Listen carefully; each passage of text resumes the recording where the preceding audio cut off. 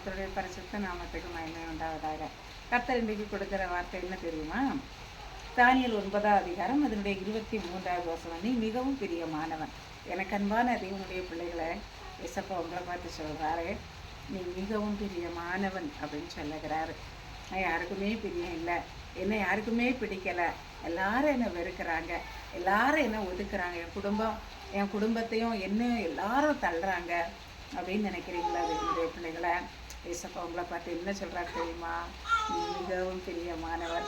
அவருக்கு பிரியமான பிள்ளைங்க நீங்கள், அவருடைய பிள்ளைங்க. தானியேலுக்கு கொடுத்த வாக்குத்தத்தத்தை வார்த்தை ஆவியானவர் உங்களுக்கு கொடுத்துருக்கிறாரு.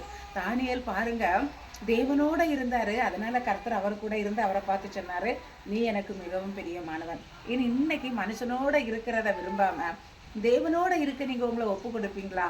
அன்று உங்க கூட இருந்து எனக்கு மிகவும் பிரியமானவனே நீ வா, நான் உன்னை ஆசீர்வதிக்கேன். உங்களை அவர் கையில எடுத்து ஆசீர்வதிப்பாரு. தேவன் உங்களை ஆசீர்வதிப்பாரு. ஆமென்.